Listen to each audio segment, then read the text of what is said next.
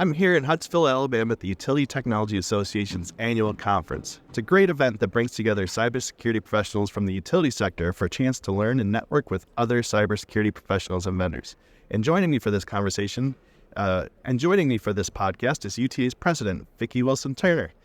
Vicky, this has been an awesome event. Can you tell the listeners about the conference and what it's all about? Sure. The conference has been in existence since 1981. We actually started back before computers were ever computers for us. It was a data processing organization that was developed by utility personnel that wanted to design a networking opportunity to talk about best practices, new technologies, things like that. So then it evolved as IT departments became a thing at utilities.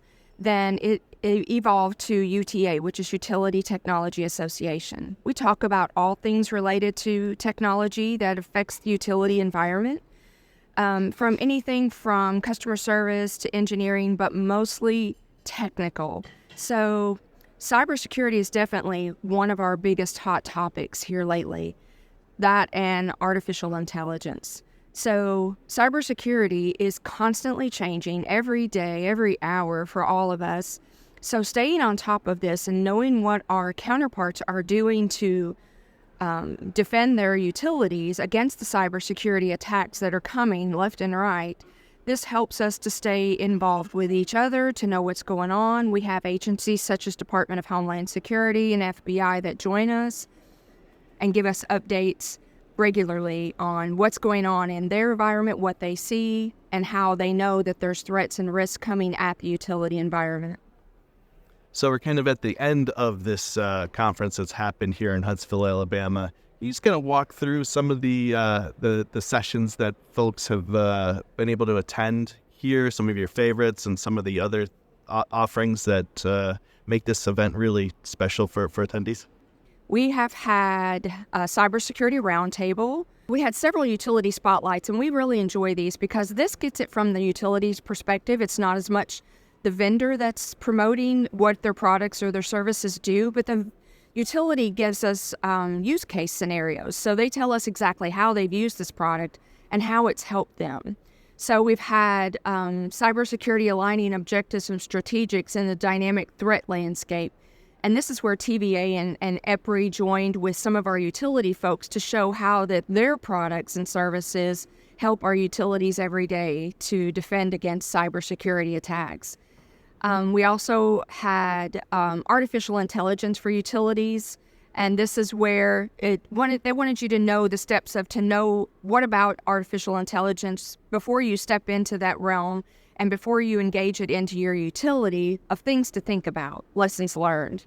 So I want to kind of circle back to that roundtable session that you brought up at the beginning. I think that is a very valuable way to kick off the event because you really get a lot of sharing of information. And I want to send a kind of a public thank you to you and your organization. Last year when we were researching and trying to launch Utility Security Magazine, you guys were gracious to let us come here and attend that roundtable session, which usually is not allowed for vendors, but we got, as a media company, you let us come in and sit and learn a lot about what's going on and what the challenges are. Can you talk more about why that roundtable is so important to the conference? Well, it gives each of the utilities a voice at the table. So they like I said, we have someone from Department of Homeland Security that joins that session. So he gives an update of the landscape as they know it. And they talk a little bit about the utility risk and what they're seeing. So then our utilities are able to join into that conversation. They talk about things that they're doing to mitigate the risk, and they learn ideas from the other utilities for those that are a little bit more progressive. Some of the smaller utilities, and even though they're smaller, and we have some utilities that have 500,000 plus meters, but some of the smaller utilities bring some great ideas to the table. They bring a lot of good content, and everyone learns from everyone. So we've done this for a few years when we were afraid they're going to get bored and washed out with it, but every year they want it back. Yeah, it's definitely a lot of insights and a lot of honest sharing of real challenges that are out there. And speaking of sharing and learning from each other, networking is a big part of a conference, and yours certainly has a lot of opportunities to do that. Can you talk about some of the things you all put together to help people have more time to network? Yeah, initially, early on in the conference, we didn't let vendors even participate. And now we let vendors be part of our sponsorship of the conference. It allows us to be at a bigger venue, but it also allows our utility folks to be able to engage with these vendors in a comfortable setting. They're able to network. We add an extra hour to our lunch each day that gives them time to visit the booths and everything. But it allows our utility personnel to network with each other. They're all on a first-name basis. They extend their contact information. I, as well, love that networking opportunity that I can reach out to any of these folks because I know several people from this utility environment that they're using this product or they're using that product. So if we're looking at that product, then I've got first-hand contacts that I can reach out to and say, hey, tell me the good, the bad, and the ugly about this software or this product or service. So that right there is just priceless for me. I love the networking piece of it. Again, a fantastic event for utilities to be a part of. And speaking of, if somebody wants to be a part of the next conference that's coming up, or the UTA in general, what's the next steps they should do to get involved or attend the next conference?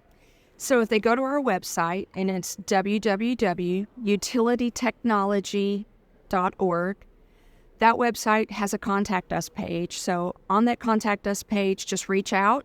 We'll put your name on our email list, and we'll start communicating with you as far as the next event. We are scheduled for Memphis, Tennessee in the fall of 2025.